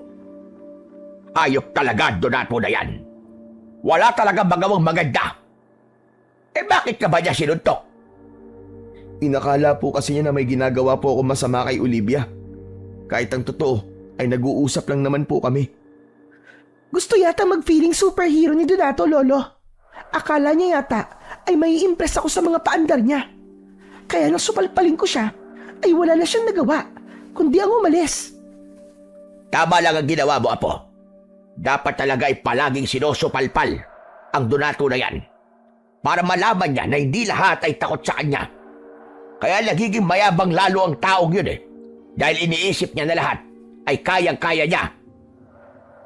Grabe nga po si Olivia kanina, Mang Erning Nagulat po ako nang sagot-sagutin niya po si Donato. Ngayon ay alam ko na po na sa inyo nagmana si Olivia. Bata pa lang kasi si Olivia, ay tinuruan ko na siyang maging matapang at ipaglaban kung ano ang tama. Kaya hindi na ako nagtaka nang sagot-sagutin niya si Donato. Teka.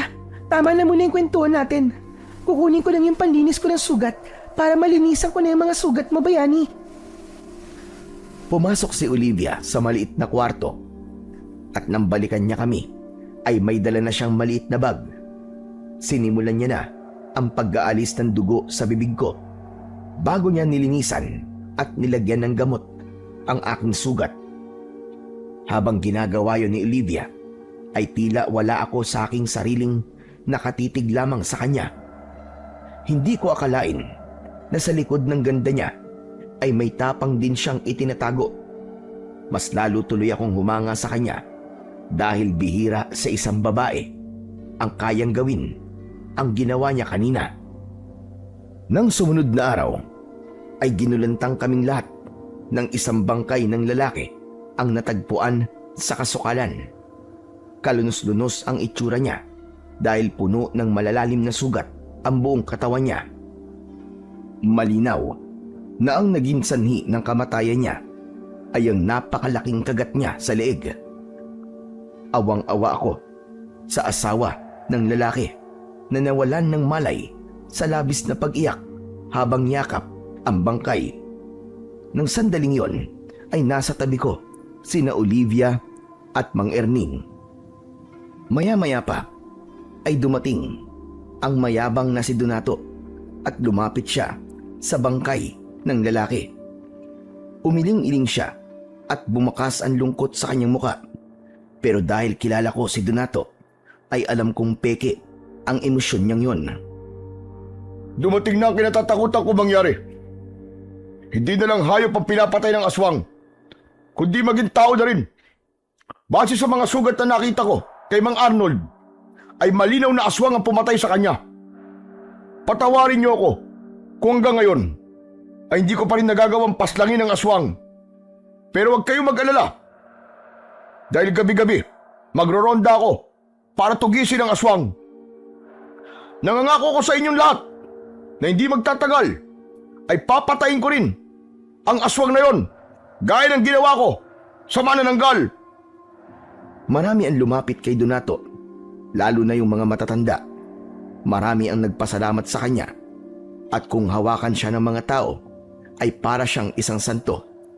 Si Donato naman ay panayan sabi sa mga tao na siya ang bahala sa aswang. Napakahusay talaga magsinungaling nito si Donato. Tingnan nyo, at paniwalang paniwala ang mga tao na siya nga ang papatay doon sa aswang. Hayaan niyo siya, Lo. Hindi ba? Merong kasabihan na walang sikreto ang hindi nabubunyag. Tama ka, Apo. Hindi magtatagal ay malalaman din ng lahat ang kasinungalingan ni Donato. At sana, kapag nangyari yon, ay mabigyan ng papuri at parangal ang totoong pumatay sa manananggal. Tahimik kong pinakinggan ang pag-uusap ni na Olivia at Mang Erning. Mas pinili kong wag nang magsalita dahil baka makahalata sila na ako ang totoong tinutukoy niya. Pero gaya ng lahat ay kinakabahan din ako. Agad akong nag-isip ng paraan kung paano ko magagawang patayin yung aswang para wala na siyang maging biktima ulit. Pagsapit ng gabi, inihanda ko ang sarili ko sa posibilidad na pagsalakay ng aswang. Naglakad-lakad ako sa baryo habang dala ang kawayan na ginawa kong sibat.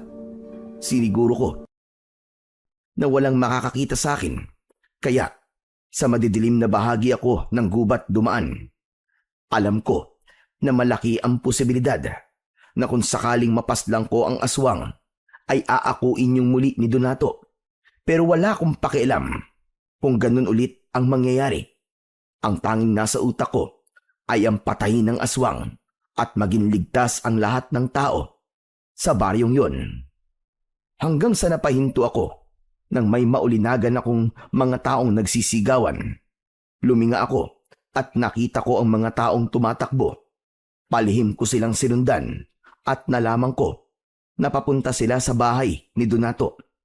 Pagdating nila roon ay kinatok nila ang pinto ng bahay ni Donato. Hindi nagtagal ay bumukas ang pinto at nakita ko na humihingi ng tulong ang mga tao kay Donato dahil sumasalakay daw ang aswang sa bahay ni Mang Erning. Teka, pasensya na kayo. Pero ilang gabi ako nagronde, kaya wala akong lakas ngayon. Kayo na lang ang bahalang magtulong-tulong na paslangin ang aswang. Babawi na lang ako sa inyo sa ibang paraan. Matapos yung sabihin ni Donato, ay agad niyang isinara ang pinto. Nang malaman kong sa bahay ni Mang Erning sumasalakay ang aswang, ay walang pagdadalawang isip na tumakbo ako papunta ron. Pangayan dasal ko na sana ay hindi pa huli ang lahat at magawa ko pang iligtas si Mang Erning at Olivia. Nang makarating ako sa bahay ni Mang Erning, ay dinig na dinig ko ang pagsigaw ni Olivia sa loob.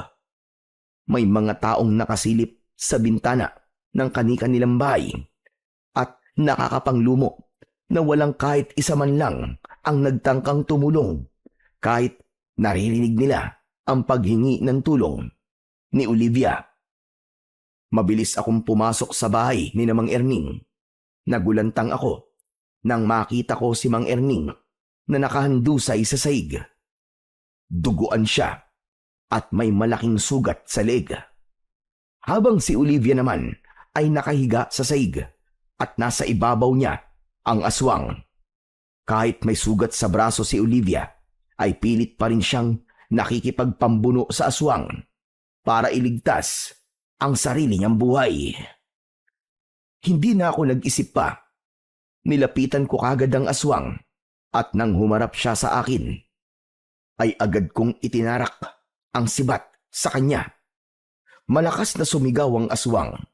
Nilubayan niya si Olivia, pero ako naman ang inatake niya. Sinunggaban ako ng aswang. Napahiga ako at pumaibabaw sa akin ang aswang. Akmang sasakmalin niya ako, pero mabilis kong iniharang ang aking braso. Malakas akong napasigaw nang maramdaman ko ang pagbaon ng matutulis at mahaba niyang pangil sa aking braso. Nakita ko ang itak sa saig na mukhang ginamit ni Mang Erning para labanan ang aswang. Pinilit ko yung inabot. Tiniis ko ang sakit na nararamdaman ko dahil hindi pa rin pinapakawalan ng aswang ang aking braso. Sa wakas, nagawa kong maabot ang matalas na itak. Agad ko yung ibinaon sa tiyan ng aswang. Nang maramdaman kong nanghina ang aswang, ay malakas ko siyang itinulak. Bumagsak ang aswang sa saig at hindi ko na siya binigyan pa ng pagkakataon para makabawi. Lumapit ako sa kanya at buong lakas kong itinarak ang itak sa gitna ng kanyang noo. Hindi pa ako nasiyahan. Hinugot ko yun at pinagdiinan ko sa kanyang dibdib. Hanggang sa siya ay bawian ng buhay. Habol ko ang aking paghinga nang lapitan ko si Olivia. Olivia, may sugat ka. Kailangan madala ka agad kay Mang Erning sa ospital. Tama nga si Lolo. Tama nga ang hinala niya. Na ikaw talaga ang pumatay sa manananggal. Malinaw na sa pinakita mo kanina na ikaw ang totoong may kakayahan na makipaglaban sa aswang. Olivia, saka na natin pag-usapan yan.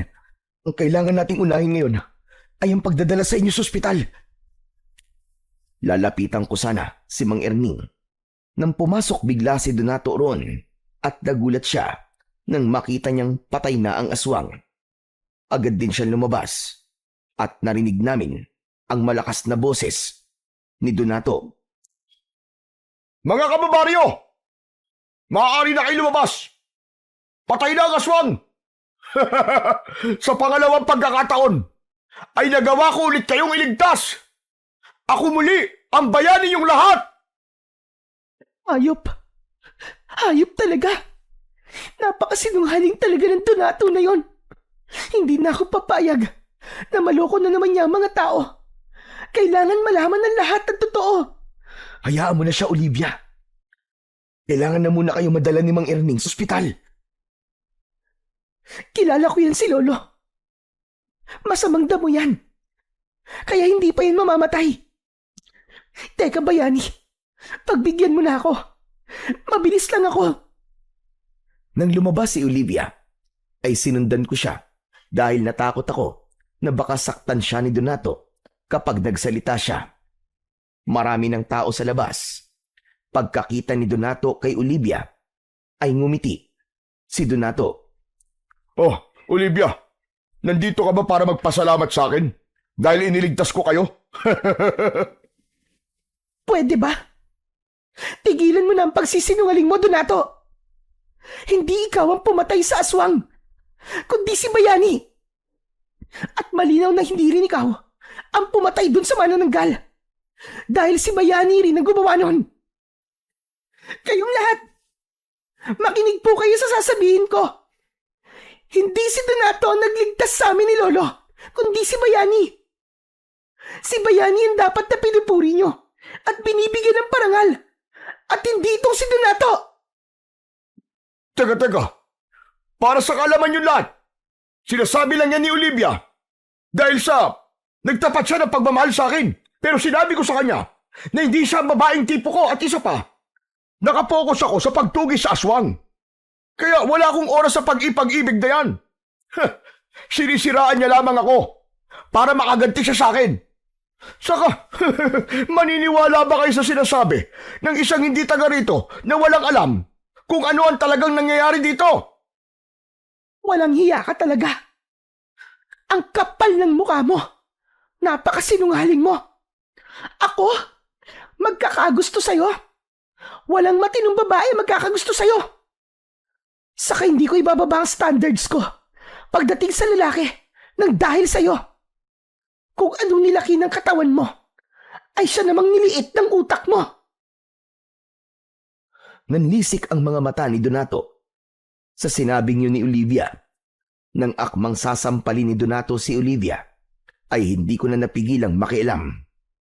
Mabilis kong hinawakan ang braso ni Donato at pinilipit ko yun. Napaluhod sa lupa si Donato. Sa tuwing pinipilit niyang makawala, ay mas lalo kong pinipilipit ang braso niya. Kaya wala siyang nagawa kundi ang sumigaw dahil sa sobrang sakit. Aray, aray! Pakawalan mo akong palaboy ka! Humanda ka sa akin pag nakawala ako rito!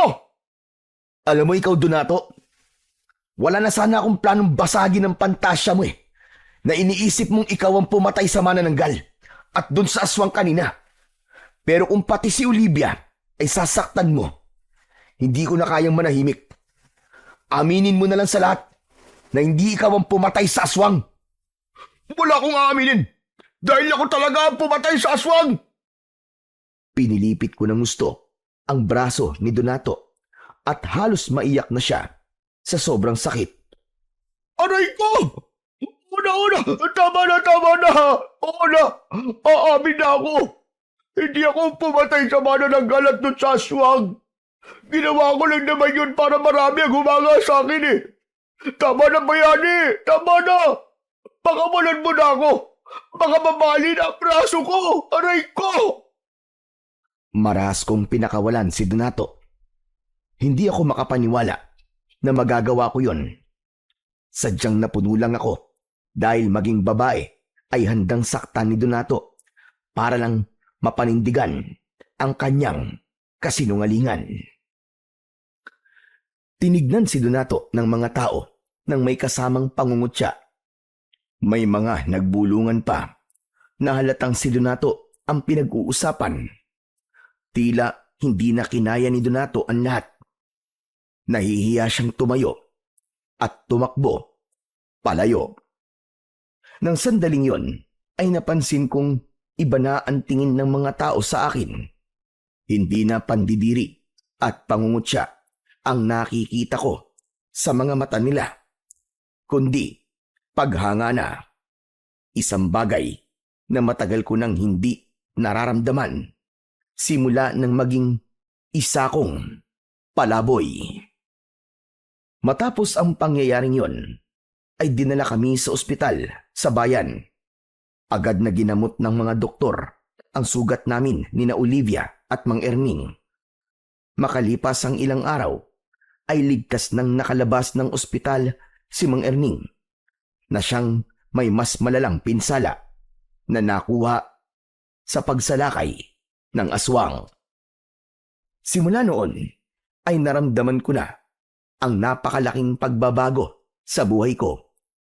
Ang mga taong dating umiiwas at kumukutya sa akin ay naging mabait na sa akin. Bilang pasasalamat, nagtulong-tulong sila upang patayuan ako ng sariling bahay, kaya hindi na ako matatawag na isang palaboy. Nakatanggap din ako ng pinansyal na tulong mula sa lokal na gobyerno na ginamit ko naman sa pagtatanim ng mga gulay. Dahil doon ay nagkaroon ako ng simpleng hanap buhay. Inamin ko rin sa lahat ang totoo na isa kong mananabas ng aswang. At yun ang dahilan kung bakit kaya kong harapin ang mga aswang. Habang unti-unting bumubuti ang aking buhay, ay naging mas malapit din kami ni Olivia sa isa't isa. Hanggang sa naging magkasintahan na kaming dalawa. Habang si Donato naman ay piniling umalis sa baryo dahil sa labis na kahihiyan. Doon ko lubos na naunawaan ang isang mahalagang aral sa aking buhay. At yon ay ang hindi dapat husgahan ng isang tao base lamang sa panlabas na anyo. Dahil ang tunay na kabutihan at tapang ay hindi nasusukat sa damit, estado sa buhay o sa sinasabi ng iba, kundi sa mga ginagawa natin kapag walang nakakakita at sa bagay na handa nating gawin para sa ating kapwa. Na totoong kahulugan ng pagmamalasakit at siyang tunay na kabayanihan.